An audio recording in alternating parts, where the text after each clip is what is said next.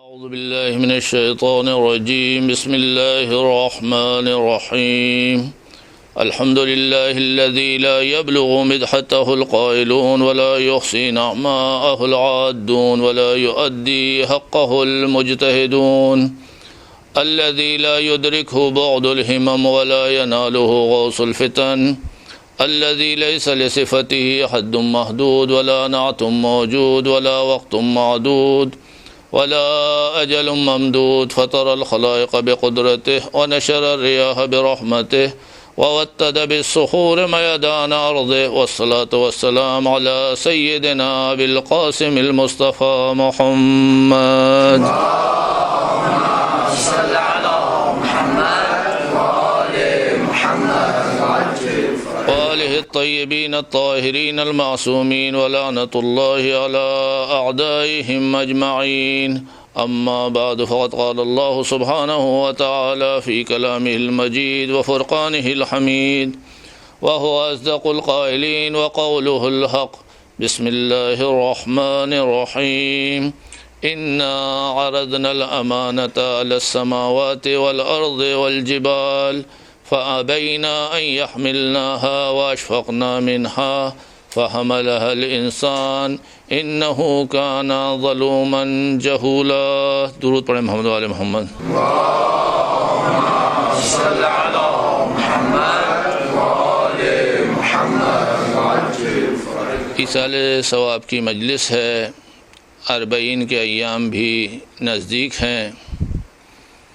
اس مناسبت سے میں نے جس آیہ کریمہ کو سرنامہ کلام قرار دیا ہے، انا عرضنا الامانۃ علی السماوات والارض والجبال، کہ ہم نے اپنی امانت کو آسمانوں پر، زمین پر اور پہاڑوں پر پیش کیا. سب نے اس کو تحمل کرنے سے انکار کر دیا. فحملها الانسان، اور انسان نے اس کو تحمل کیا اور اس بوجھ کو اٹھایا. انہ کان ظلوما جہولا، اور یہی اس بنا پر ظالم اور جاہل بھی بنا. بات یہ ہے کہ اس آیت کو سمجھانے کے لحاظ سے میں یوں کہوں کہ خدا نے آسمان سے، زمین سے، پہاڑ سے کہا کہ میں تمہیں بنانا چاہتا ہوں، تم خود بنو گے یا میں بنا دوں؟ سب نے کہا جو تو بنانا چاہتا ہے بنا دے. تو اس لیے آسمان آسمان ہے، زمین زمین ہے، پہاڑ پہاڑ ہے. لیکن جب انسان سے کہا کہ میں انسان بنانا چاہتا ہوں، میں بناؤں یا تم خود بنو گے، تو انسان نے کہا میں خود بنوں گا. تو خداوند عالم نے جو انسان پیدا کیا ہے وہ انسان نہیں ہے، بننے کے لیے پیدا کیا ہے. انسان کس لیے آیا ہے؟ تاکہ بن کر دکھائے، خلیفہ خدا بن کر دکھائے. اب آپ چاہے اس کو ولایت کہیں، چاہے خلیفہ خدا کہیں، چاہے اختیار کہیں، انسان کو خود بننا ہے.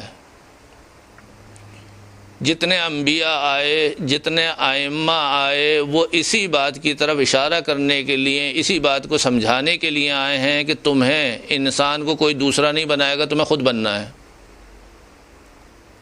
عام طور پہ لوگ یہ کہتے ہیں انبیاء آئے دنیا کی اصلاح کرنے کے لیے، 1,24,000 پیغمبر اور اتنے ائمہ آ کر جا چکے ہیں. اگر اصلاح کے لیے آئے تھے دنیا کی، تو دنیا کی اصلاح کیوں نہیں ہوئی؟ جبکہ خدا کہہ رہا ہے کہ وہ کامیاب ہوئے ہیں. اس کا مطلب یہ کہ دنیا ایسی ہی ہے اور ایسی ہی رہے گی. اسی میں ہمیں کچھ بننا ہے. جو ہم بنیں گے اس کے اوپر حساب و کتاب ہے، اسی کے اوپر نتیجہ ہے. تو دنیا کا سب سے بڑا فائدہ یہ ہے کہ ہم اپنے آپ کو بنا لیں، اور دنیا کا سب سے بڑا نقصان یہ ہے کہ ہم اپنے آپ کو کمال پر نہ پہنچا سکیں، کامیاب نہ ہو سکیں. اسی کے لیے کچھ باتیں، کچھ نکات ہیں جو میں آپ کے سامنے پیش کرنا چاہتا ہوں. ایک دفعہ درود پڑھیں محمد وآل محمد. صل على محمد وآل محمد. اصل محور گفتگو کیا ہے کہ ہمیں خود بننا ہے. ہم اس وقت ایصال ثواب کے لیے مجلس پڑھ رہے ہیں، یعنی اپنے گزشتہ مرحومین کے لیے ثواب بھیجنا چاہ رہے ہیں. جب ہم ایصال ثواب کہتے ہیں تو اس کا مطلب ہے کہ ہم بھیج رہے ہیں. ان تک پہنچتا ہے تو ہم اس کو کہتے ہیں وصول. ہمارا کام بھیجنا تو ہے لیکن وصول کرنا انہی کی ذمہ داری ہے. وہ جیسا بن کے گئے ہیں اتنا وصول کرتے ہیں. آپ نے ایک دفعہ درود بھیج دیا, کسی تک پہنچ ہی نہیں رہا, کوئی 1 فائدہ اٹھا رہا ہے, کوئی 10 فائدہ اٹھا رہا ہے, کوئی 70 فائدہ اٹھا رہا ہے. حضرت علی اسی ایک درود سے ثقلین سے زیادہ فائدہ اٹھا رہے ہیں. تو جو جیسا بن کے جائے گا وہ دنیا میں بھی فائدہ اٹھائے گا, مرنے کے بعد بھی اتنا ہی فائدہ اٹھائے گا. پہلا مطلب تو یہی ہے. دوسرا مطلب یہ ہے کہ ہم اپنے مرحومین کے لیے جو صدقہ جاریہ کرنا چاہتے ہیں, اپنے والدین کے لیے, گزشتگان کے لیے, آپ غور کریں کہ ہمیں اپنے والدین یاد رہتے ہیں, اس کے اوپر جائیں دادا دادی جو ہیں کم ہوتے جاتے ہیں, اس کے اوپر جائیے اور کم ہو جاتی ہے, اکثر ہم بھول جاتے ہیں. لیکن عام طور پر آپ مجالس اور محافل میں دیکھیں, آپ کو امام حسین یاد ہیں, آپ کو کربلا یاد ہے, آپ کو ائمہ یاد ہیں, آپ کو انبیاء یاد ہیں, آپ کو حضرت فاطمہ معصومہ یاد ہیں, اور آپ عام طور پر کہتے ہیں جملہ مومنین اور مومنات کے لیے درود پڑھ دیں. کیوں بھیج رہے ہیں؟ وہ کون ہیں آپ کے؟ اس کا مطلب ہے کہ مومن ہونے میں کوئی ایسی چیز ہے جس کی وجہ سے آپ ثواب منگوا سکتے ہیں. ہر محفل میں آپ دیکھیں تمام مومنین اور مومنات کے لیے درود پڑھ دیں. خوب آپ بھیج رہے ہیں, اور کس کے لیے بھیج رہے ہیں؟ مومنین اور مومنات کے لیے. چاہے آپ کی ظاہری رشتہ داری ان سے نہیں ہے, ایک رشتہ ایمانی ہے. تو بہترین صدقہ جاریہ جو ہم اپنے مرحومین کے لیے کر سکتے ہیں وہ کیا ہے کہ ہم اپنے آپ کو بہترین بنا لیں. یہ ہمارے لیے بھی فائدہ ہے, ہمارے مرحومین کے لیے بھی فائدہ ہے. مثلا پیغمبر اکرم صلی اللہ علیہ وآلہ وسلم نے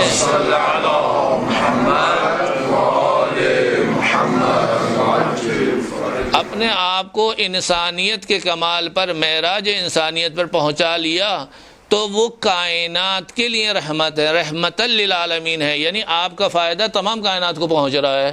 اور آخرت میں بھی کیا ہوگا؟ خدا کیا کہہ رہا ہے؟ وَلَسَوْفَ يُعْطِيكَ رَبُّكَ فَتَرْضَىٰ, ہم تمہیں ایک ایسی چیز دیں گے کہ تم ہم سے راضی ہو جاؤ. شفاعت. وہاں یہ نہیں ہو رہا کہ پیغمبر کو خداوند عالم ثواب دینا چاہ رہا ہے, یہ بات نہیں ہو رہی کہ خداوند عالم پیغمبر سے راضی ہونا چاہ رہا ہے. وہاں یہ بات ہو رہی ہے کہ ہم ایسی چیز دیں گے کہ تم ہم سے راضی ہو جاؤ. یعنی اگر ہم دنیا میں اپنے آپ کو کمال پہ پہنچا لیتے ہیں تو وہ مرحلہ بھی آتا ہے کہ خدا کہتا ہے کہ تم کیا چاہتے ہو. جیسا کہ حضرت داؤد سے خدا نے کہا کہ کچھ تم چاہتے ہو, کچھ میں چاہتا ہوں, ہوتا وہی ہے جو میں چاہتا ہوں. اگر تم میری مرضی پر راضی ہو جاؤ تو تمہیں وہ بھی دے دیتا ہوں جو تم چاہتے ہو. درود پڑھیں محمد علیہ محمد.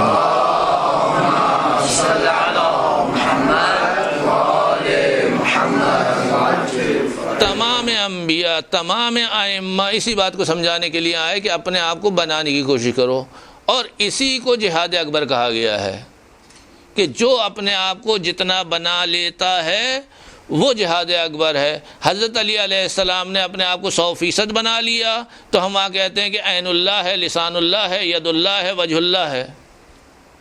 اور ہمارے لیے حضرت علی میزان ہے, ہمارے لیے پیمانہ حضرت علی علیہ السلام ہے, ہمارے لیے ترازو حضرت علی ہیں کہ ہم جتنے حضرت علی علیہ السلام سے شباہت رکھتے ہیں اتنی کامیابی ہماری ہے. تو اصل چیز کس میں ہو گئی؟ ہمیں اپنے آپ کو بنانا ہے. اور خداوند عالم سورہ محمد صلی اللہ علیہ وسلم میں آیت نمبر 11 میں یہی فرق بیان کر رہا ہے کہ ایک مومن اور کافر میں کیا فرق ہے. ذَلِكَ بِأَنَّ اللَّهَ مَوْلَى الَّذِينَ آمَنُوا وَأَنَّ الْكَافِرِينَ لَا مَوْلَى لَهُمْ, کہ جو لوگ ایمان لے آتے ہیں اور اپنے آپ کو مومن بنا لیتے ہیں ان کے اوپر خدا مولا بن کر سامنے آتا ہے, اور کافروں کے لیے اللہ مولا نہیں ہے. اب جب اللہ مولا بن کر آتا ہے تو ان کی مشکلات کو بھی دور کر دیتا ہے, ان کی پریشانیوں کو دور کر دیتا ہے, ان کی دنیا کو بھی صحیح کر دیتا ہے, ان کی آخرت کو بھی صحیح کر دیتا ہے. کافر کے پاس کیا ہے؟ کافر کے پاس مولا نہیں ہے جو دنیا میں مدد کر سکے, کافر کے پاس مولا نہیں ہے جو آخرت میں مدد کر سکے. یہی فرق ہے کس کے اندر؟ مومن میں اور کافر میں, کہ مومن اپنے آپ کو صحیح کر لیتا ہے اور خدا کو اپنا مولا بنا لیتا ہے اور خدا اس کے مسئلے کو حل کر دیتا ہے. اب دو روایات میں آپ کے سامنے پیش کر رہا ہوں کہ جس سے ہم دیکھتے ہیں کہ آیا وہ اسی مطلب کی طرف اشارہ کر رہی ہیں یا نہیں کر رہی ہیں. ایک دفعہ اور درود پڑھیں محمد علیہ محمد. صلی علی محمد وآل محمد. یہ روایت امام جعفر صادق علیہ السلام سے ہے اور آپ نے رسول اکرم صلی اللہ علیہ وسلم سے اس کو نقل کیا ہے کہ میری امت کی مثال جو ہے 3 میں، یعنی جب تخلیق آدم ہو رہی تھی اس وقت ایسی ہے کہ جیسے ان کو اسماء کی تعلیم دی گئی تھی، اور اس وقت خداوند عالم نے وعدہ لیا ہے. کیا وعدہ لیا ہے؟ کہ اللہ رب ہے، رسول اس کے نبی ہیں اور علی ولی ہیں. وہاں پر پیغمبر نے یہ فرمایا، کیا فرمایا ہے کہ ان ربی وعدنی شیعۃ علی خصلتاً، کہ خداوند عالم نے مجھ سے وعدہ لیا ہے علی کے شیعوں کے بارے میں کہ ان میں خصوصیت ہوگی، جو بھی علی کا شیعہ بنے گا اس میں ایک خصوصیت ہوگی. کیا ہوگی؟ قیل یا رسول اللہ وما ہی، وہ کیا خصوصیت ہے؟ تو پیغمبر نے فرمایا المغفرۃ لمن آمن منہم، خدا اس کی مغفرت کرے گا، معاف کرے گا جو ایمان لے کر آئے گا علی کے اوپر. وَأَن لَا يُغَادِرُ مِنْهُمْ صَغِيرَةً وَكَبِيرَةً، اور ان کے گناہان صغیرہ اور کبیرہ کو معاف کر دے گا. وَلَهُمْ تَبَدُّلُ السَّيِّئَاتِ حَسَنَاتٍ، اور ان کے گناہوں کو معاف نہیں کرے گا، ان کے گناہوں کو نیکی میں بدل کر کے دے گا. یہ کمال کس کے لیے رکھا ہے؟ کہ جو اپنے آپ کو مومن بنا لیتا ہے، اور علی معیار ہے مومن کی شناخت کے لیے. جس طریقے سے دوسری روایت فرماتی ہے، دوسری روایت میں یہی بات کی گئی ہے کہ لا یحبک الا مومن ولا یبغضک الا منافق ولا یبغضک الا کافر، کہ مومن وہ ہوگا جو حق کو مانے گا، مومن وہ ہوگا جو علی سے محبت کرے گا، منافق وہ ہوگا جو حق کو نہیں مانے گا، کافر وہ ہوگا جو حق کا انکار کرے گا. تو اصل حق اور معیار حق دنیا میں حضرت علی کی ذات ہے، ورنہ اصل چیز حق ہے. جو بھی حق کو تسلیم کر لے گا اس کے لیے یہ خصوصیات موجود ہیں، جو قبول نہیں کرے گا اس کے لیے خصوصیات نہیں ہیں. ایک دفعہ درود پڑھیں محمد علیہ محمد. صلی علی محمد وآل محمد. دوسری روایت جو پیغمبر صلی اللہ علیہ وسلم سے نقل ہوئی ہے، اس روایت کی خصوصیت یہ ہے کہ زمانے پیغمبر میں جتنے بھی یہودی ایمان لائے تھے اس روایت کے بعد ایمان لائے تھے.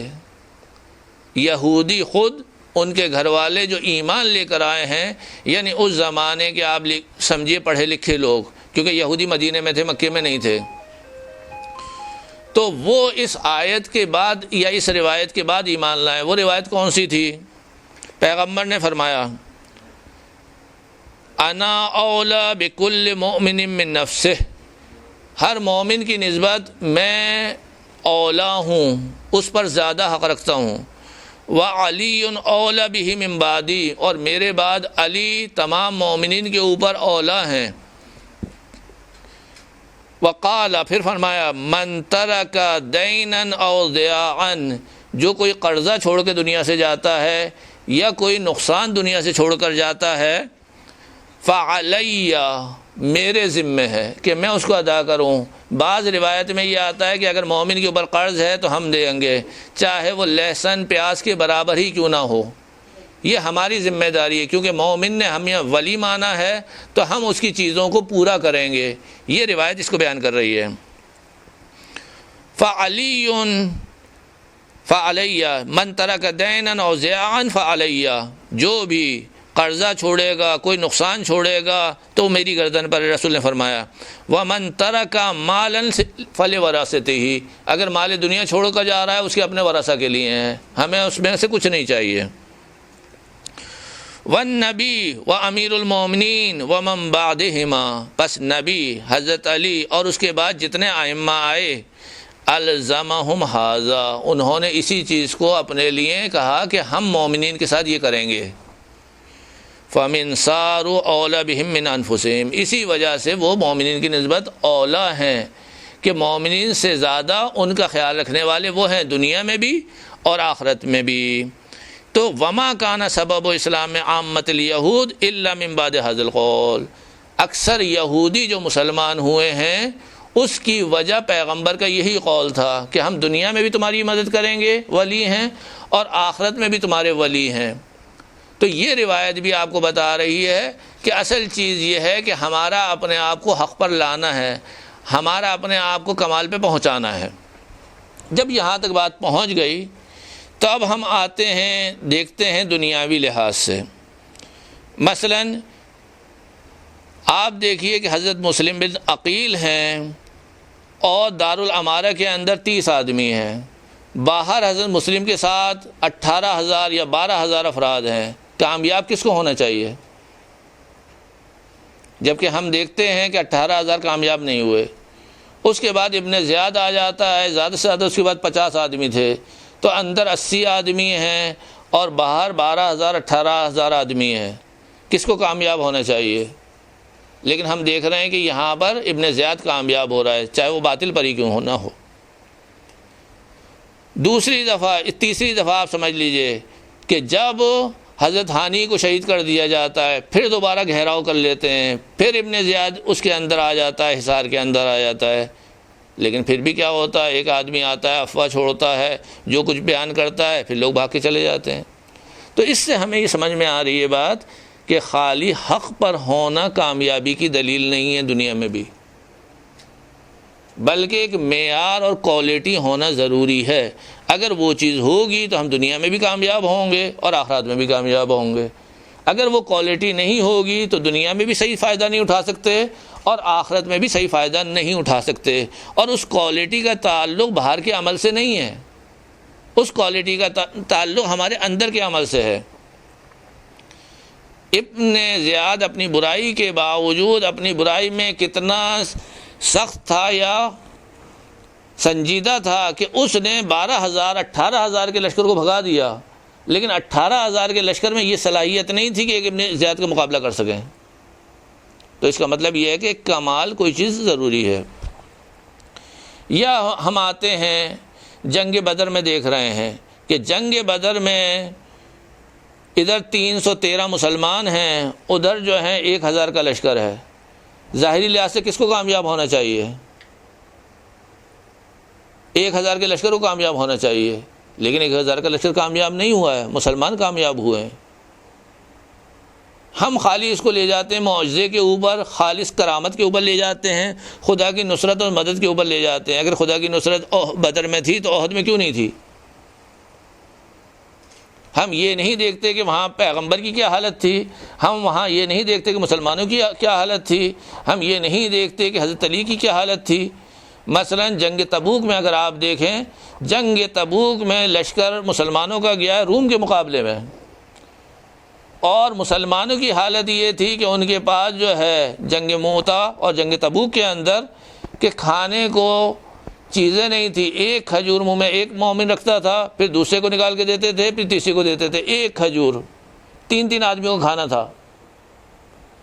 پیر میں جوتے چپل نہیں تھے، تلواریں نہیں تھی، ڈنڈوں سے لے کر چلے گئے تھے۔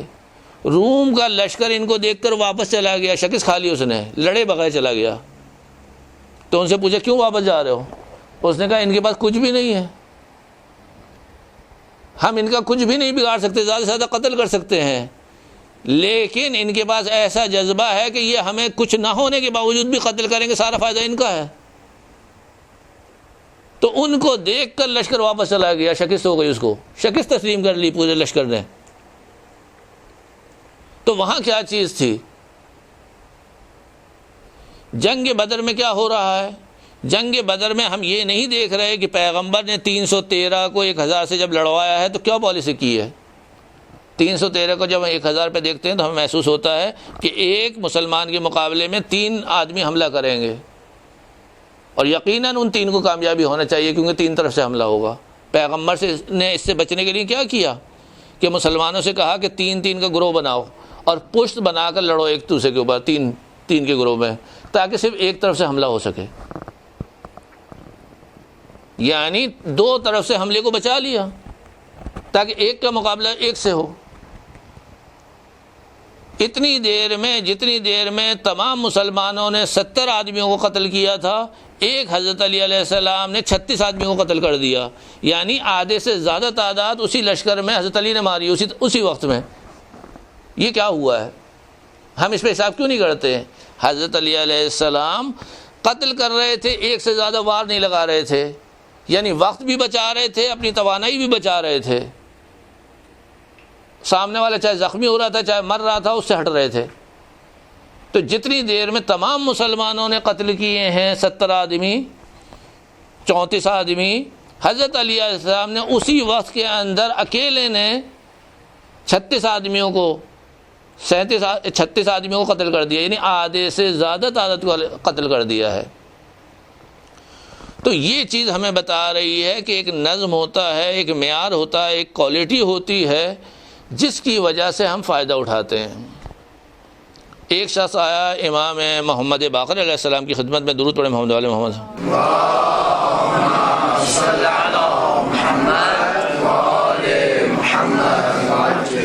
اس نے کہا کہ مولا جو ہے یہ بنی امیہ کے ظلم بہت ہو گئے ہیں، آپ قیام کریں اور یہ کریں وہ کریں. امام نے کہا تھوڑی دیر بیٹھو آرام سے. جابر جوفی نام تھا، روضۃ الکافی میں اس روایت کو نقل بھی کیا گیا ہے. اس کے بعد امام نے فرمایا کہ بنی امیہ کی ابھی حکومت کو 20 سال باقی ہیں، ان کی حکومت ختم نہیں ہوگی، 20 سال تک باقی ہے ابھی حکومت. اور پھر امام نے پوچھا تمہارے ہاں ٹریننگ کا وقت کتنا ہے، فوجی ٹریننگ کا؟ اس نے کہا مولا 20 دن 40 دن میں ہم لوگ سکھا دیتے ہیں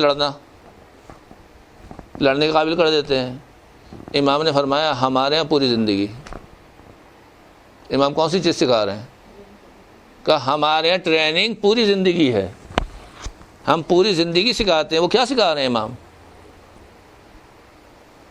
پھر امام نے ایک مثال دی کہ تمہاری مثال بنی اسرائیل کے اس نبی جیسی ہے کہ خدا نے کہا کہ تمہارے لیے کامیابی ہے، جاؤ میدان میں جا کے لڑ لو.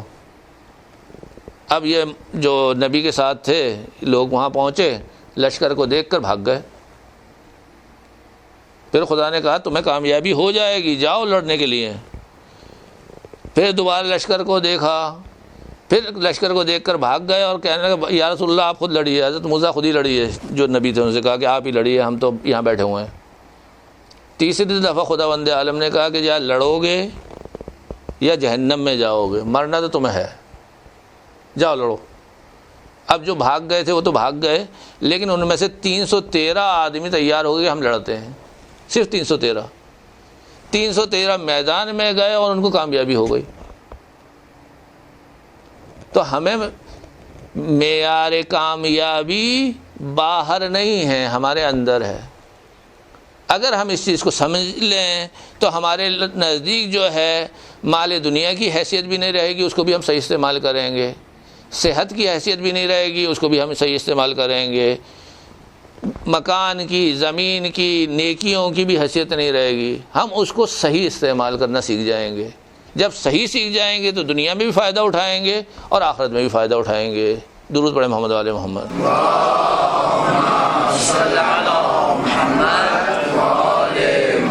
کیونکہ یہ عجیب بات ہے اور بہت مشکل بات ہے کہ ہم سمجھتے ہیں کہ نہیں ہمیں تو نیکیاں کرنا چاہیے، ہمیں یہ کرنا چاہیے، عمل کرنا چاہیے. اتنا بڑا واقعہ کربلا ہے ہمارے سامنے، کیا ہم نے آج تک پڑھا ہے کہ واقعہ کربلا جیسا ایک دوسرا واقعہ بھی موجود ہے اصحاب فخ کا؟ اس میں بھی 72 آدمی تھے، ان میں بھی شہادت واقع ہوئی ہے، اس میں بھی سر کاٹے گئے، ان میں بھی ایک کا نام حسین تھا، ان میں بھی ایک کا نام زینب تھا. 139 میں یہ واقعہ پیش آیا مکے کے اندر، مدینہ کے اندر.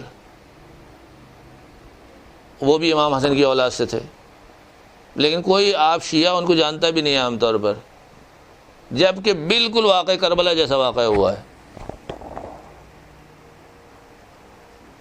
لیکن اس کی وہ حیثیت نہیں ہے جو واقع کربلا کی حیثیت ہے. اور واقع کربلا کی جو ہم کہتے ہیں کیونکہ یہ شہادت اتنی مظلومانہ ہوئی ہے، یہ ہوئی ہے، یہ اگر یہ وجہ تھی تو خود واقع کربلا میں امام حسین کے اگر واقعات کو آپ پڑھیں تو وہاں لکھا ہوا ہے کہ خداوند عالم نے امام حسین کو آخر وقت میں کہا تم یا تو کامیابی لے لو یا شہادت لے لو. یعنی امام حسین کو کامیابی دی گئی کہ تم کامیاب ہو جاؤ. امام حسین نے کہا مجھے نہیں چاہیے کامیابی ظاہری، مجھے شہادت چاہیے. کتابوں میں جا کے پڑھ لیجیے. تو اصل کامیابی امام حسین کے اندر ہے. ہم سمجھ رہے واقعہ کربلا کے اندر ہے. جب یہ کامیابی ہمیں سمجھ میں آ جاتی ہے تو ہر چیز میں ہمیں وہ چیز نظر آتی ہے، چاہے وہ کربلا کی شکل میں نظر آ جائے، چاہے شام کی شکل میں نظر آ جائے، چاہے جناب زینب کی شکل میں نظر آ جائے، چاہے جناب سیدہ کی شکل میں نظر آ جائے، چاہے تسبیح کی شکل میں نظر آ جائے، چاہے روٹیوں کی شکل میں نظر آ جائے، چاہے ہار کی شکل میں نظر آ جائے، وہاں پر ہر چیز میں زندگی نظر آئے گی، کیونکہ اصل زندگی انسان کے اندر ہے. جب انسان کے اندر زندگی ہو جاتی ہے، انسان کے اندر خیر کثیر ہو جاتی ہے. جناب سیدہ کو کوثر کیوں کہا گیا؟ کہ جناب سیدہ میں وہ صلاحیت ہے کہ وہ زندگی دینا جانتی ہیں. اور دشمن جناب سیدہ، دشمن اہل بیت کیا ہیں؟ ابتر ہیں. چاہے وہ کچھ بھی کر لیں، دنیا میں بھی کامیاب نہیں ہوں گے، آخرت میں بھی کامیاب نہیں ہوں گے، ابتر رہے گا ان کا ہر کام. تو اہل بیت نے واقعہ کربلا کے ذریعے سے ہمیں جس چیز کو سمجھانے کی کوشش کی ہے وہ کیا ہے کہ جہاد اکبر ہے وہ ہم خود ہیں. جب ہم اس کو سمجھ جاتے ہیں تو ہمیں دنیا میں بھی کامیابی ہوتی ہے اور ہمیں آخرت میں بھی کامیاب ہوتی ہے. اگر ہم اس زاویے سے واقعہ کربلا کو دیکھیں تو ہمیں نظر آتا ہے کہ امام حسین کے لیے کربلا کو فتح کرنا کوئی مشکل کام نہیں تھا. اس لیے آپ دیکھیں کہ جناب زینب کے ساتھ کوئی لشکر نہیں ہے. جناب زینب جب پہنچی ہیں شام میں تو جناب زینب کے ساتھ کوئی لشکر نہیں ہے، لیکن 3 دن کے اندر شام کے اندر اتنا بڑا انقلاب لے آئیں کہ یزید مجبور ہو گیا اپنی شکست تسلیم کرنے کے اوپر. یزید مجبور ہو گیا ان لوگوں کو واپس بھیجنے کے اوپر. جناب زینب میں کیا صلاحیت تھی؟ جناب زینب میں یہی صلاحیت تھی کہ وہ کہہ رہی ہیں واقعہ کربلا کو وما رأیتہ الا جمیلا، ہمیں خوشی ہے کہ خدا نے ہم سے یہ امتحان لیا ہے. جناب زینب اگر دربار ابن زیاد میں داخل ہو رہی ہیں تو وہ کہہ رہا ہے کہ من ہذہ متکبرہ، یہ اتنے تکبر و وقار سے آنے والی خاتون کون ہے؟ یعنی ہمارے سامنے جو جناب زینب کو جس طرح مظلومانہ طریقے سے پیش کیا جاتا ہے وہ ان کا کردار نہیں ہے. وہ واقعہ کربلا کے بعد دربار میں فاتح کی حیثیت سے داخل ہو رہی ہیں کہ ابن زیاد تحمل نہیں کر سکا ہے، وہ فاتح کی حیثیت سے شام میں داخل ہو رہی ہیں، اس حیثیت سے کہ پورے دربار کو تحوالہ کر دیا.